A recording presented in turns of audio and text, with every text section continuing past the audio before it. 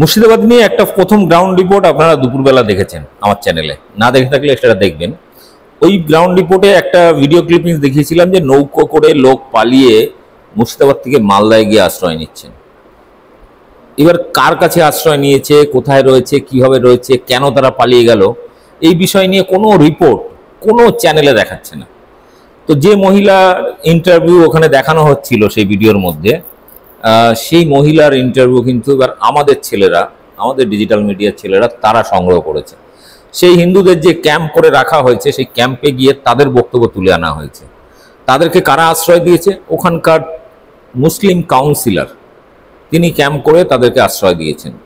এমনকি ওই গ্রামের, যে গ্রামের ওরা বাসিন্দা ছিলেন মুর্শিদাবাদের, সেই গ্রামের মুসলিম বাসিন্দারা তারা পর্যন্ত তাদেরকে সেভ করার চেষ্টা করেছে, কিন্তু আতঙ্ক ভয়ে এই মিডিয়ার প্রচারে বাধ্য হয়ে তারা কিন্তু মুর্শিদাবাদ থেকে মালদা, গঙ্গা পার হয়ে মালদায় চলে এসেছিলেন এবং সেখানে যারা আশ্রয় দিয়েছেন তারাও মুসলিম। গদি মিডিয়ার খবর বিজেপির এই ঘৃণা এবং হিংসাত্মক বিভিন্ন ধরনের ন্যারেটিভ তৈরি করছে। এটা নিয়ে আমরা একের পর এক গ্রাউন্ড রিপোর্ট তুলে ধরছি। এবার গ্রাউন্ড রিপোর্ট নাম্বার 2, সেই হিন্দু ক্যাম্প থেকে সরাসরি যে সমস্ত মহিলাদের ভিডিও আপনারা দেখেছেন নৌকো পার হয়ে মুর্শিদাবাদ থেকে মালদায় আশ্রয় নিয়েছিলেন, তাদের মুখ থেকে শুনে নিন তাদের গ্রামে কি ঘটেছিল, কেনই বা তারা এসেছিলেন, এখন কি অবস্থায় আছেন, তারা কি গ্রামে ফিরে যাবেন বা তাদের গ্রামের পরিস্থিতি কীরকম, তারা কি চিনতে পেরেছেন কারা তাদের গ্রামে হামলা করেছিল। সম্পূর্ণ দেখুন, ব্যাপক শেয়ার করুন এবং গদি মিডিয়া, শুভেন্দু অধিকারী আর বিজেপির এই নোংরামির বিরুদ্ধে ভিডিওটি প্রতিটা হিন্দুর কাছে, প্রতিটা মিডিয়ার কাছে পৌঁছে দিন। দেখুন গ্রাউন্ড রিপোর্ট 2।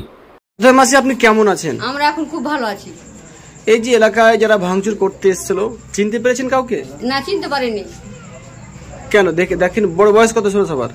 ওই 21, কার 20, কার 22, 24, মানে সব ছোট বাচ্চা, সব বাচ্চা ছেলেরা, এই ছেলেরা।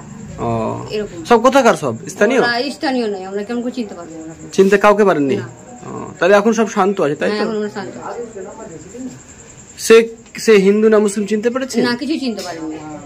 তারা বাইরে থেকে এসে ভেঙে গেছে? হ্যাঁ, বাইরে থেকে এসে করে গেছে। মাসি, আপনার নাম কি? আমার নাম শকুন্তলা সরকার। আপনার বাড়ি?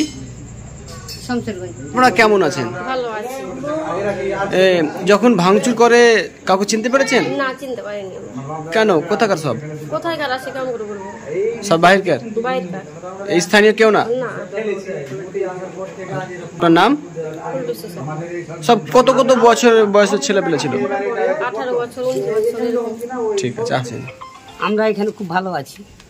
আমরা এখানে বলতে এখানে আমাদের প্রায় 10 থেকে 8-10 ঘর আছে হিন্দু।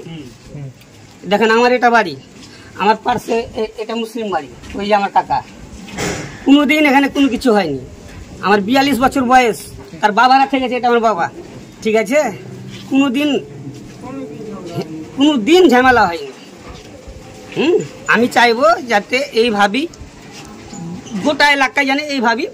কিন্তু গদি মিডিয়া দেখাচ্ছে হিন্দুরা ভয়ভীতিতে রয়েছে, তারা আতঙ্কে বাড়িতে বেরোচ্ছে না, বাড়ি ছেড়ে অনেকে পালিয়ে যাচ্ছে, গদি মিডিয়া বলছে। সেটা কতটা সততা রয়েছে? এখন দেখেন, আমরা টিভিতে শুনতে পাচ্ছি, বিভিন্ন রকমের মিডিয়া বিভিন্ন রকমের খবর দেখাচ্ছে। হ্যাঁ, এই সব জিনিস না কান ধরে ভালো। ঠিক আছে, যেহেতু আমি তো চোখে চোখে দেখতে পাচ্ছি, আমি ভালো আছি, আমাদের এলাকা ভালো আছে।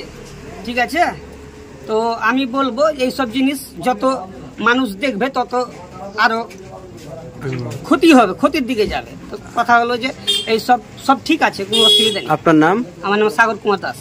বাড়ি? শামসেরগঞ্জ।